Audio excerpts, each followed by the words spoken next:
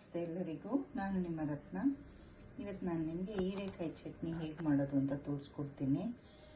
ಇದು ಬಿಸಿ ಅನ್ನಕ್ಕೆ, ದೋಸೆ, ಇಡ್ಲಿ, ಚಪಾತಿಗೆಲ್ಲ ತುಂಬಾ ಟೇಸ್ಟಿಯಾಗಿರುತ್ತೆ. ನಾನಿಲ್ಲೊಂದು ಅರ್ಧ kg ಹೀರೆಕಾಯಿ ತೊಗೊಂಡಿದ್ದೀನಿ, ಹೀಗೆ ಹೆಚ್ಚಿಟ್ಕೊಂಡಿದ್ದೀನಿ.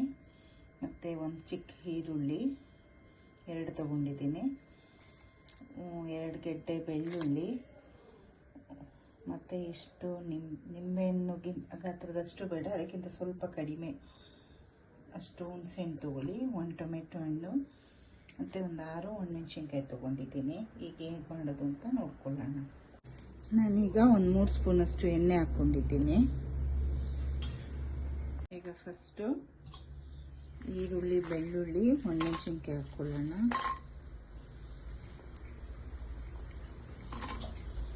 ಫ್ರೈ ಮಾಡ್ಕೊಳ್ಳೋಣ. ಈಗ ಸ್ವಲ್ಪ ಈರುಳ್ಳಿ, ಬೆಳ್ಳುಳ್ಳಿ ಹಸಿ ವಾಸನೆ ಹೋದ್ಮೇಲೆ ನಾವು ಹೀರೆಕಾಯಿ ಹಾಕ್ಕೊಳ್ಳೋಣ.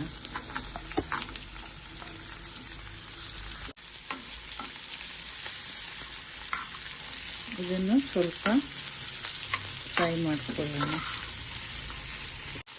ಈಗ ಒಂದು ಸ್ವಲ್ಪ ಉಪ್ಪು ಹಾಕೊಳ್ಳಿ.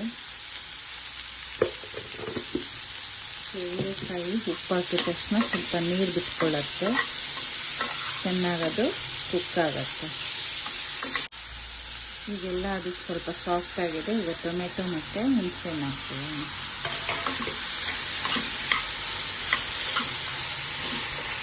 ಈಗ ಇದು ಇನ್ನೂ 1-2 ನಿಮಿಷ ಟೊಮೆಟೊ ಎಲ್ಲನೂ ಸಾಫ್ಟ್ ಆಗಿ, ಈಗ ಇದೆಲ್ಲ ಚೆನ್ನಾಗಿ ಸಾಫ್ಟಾಗಿ ಕುಕ್ ಆಗಿದೆ. ಹೀರೆಕಾಯಿ ಮತ್ತು ಟೊಮೆಟೊ ಎಲ್ಲ. ಸ್ಟವ್ ಆಫ್ ಮಾಡಿಬಿಡೋಣ. ಸ್ವಲ್ಪ ತಣ್ಣಗಾದ್ಮೇಲೆ ಮಿಕ್ಸಿಗೆ ಹಾಕ್ಕೊಳ್ಳೋಣ. ಈಗ ತಣ್ಣಗಾಗಿದೆ, ನಾನು ಮಿಕ್ಸಿಗೆ ಹಾಕ್ಕೊಳ್ತೀನಿ. ನೋಡಿ, ಇದನ್ನು ಈಗ ನುಣ್ಣಗೂ ಬೇಡ, ಸ್ವಲ್ಪ ತರಿಯಾಗಿ ಗ್ರೈಂಡ್ ಮಾಡ್ಕೊಳ್ಳೋಣ. ನೋಡಿ, ಈಗ ಇದಕ್ಕೊಂದು ಒಗ್ಗರಣೆ ಕೊಡೋಣ. ಅದೇ ಬಾಣಲಿಗೆ ಈಗ ನಾನು 2 ಸ್ಪೂನಷ್ಟು ಎಣ್ಣೆ ಹಾಕ್ಕೊಳ್ತೀನಿ. ಒಗ್ಗರಣೆಗೆ ಸಾಸಿವೆ, ಕರಿಬೇವು, ಉದ್ದಿನಬೇಳೆ, ಒಣಮೆಣಸಿನ್ಕಾಯಿ ಮತ್ತೊಂದು ಸಣ್ಣ ಈರುಳ್ಳಿ ನೆಚ್ಕೊಂಡು ಹಾಕ್ಕೊಳ್ಳೋಣ. ನನಗಿದು ಆಲ್ರೆಡಿ ಒಗ್ಗರಣೆ ಉಂಡೆಲ್ಲ ಇರೋದ್ರಿಂದ ನಾನು ಇದನ್ನೇ ಹಾಕ್ಕೊಳ್ತಿದ್ದೀನಿ. ನೀವು ಸಾಸಿವೆ, ಕರಿಬೇವು, ಒಣಮೆಣಸಿನ್ಕಾಯಿ, ಉದ್ದಿನಬೇಳೆ ಮತ್ತು ಸಣ್ಣ ಈರುಳ್ಳಿನ ಹೆಚ್ಚು ಹಾಕ್ಕೊಳ್ಳಿ.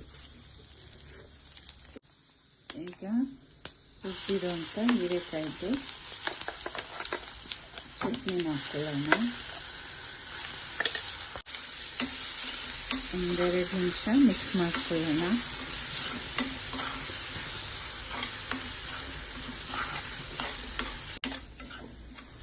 ಈಗ ಸ್ಟವ್ ಆಫ್ ಮಾಡ್ಕೊಂಡ್ಬಿಡೋಣ.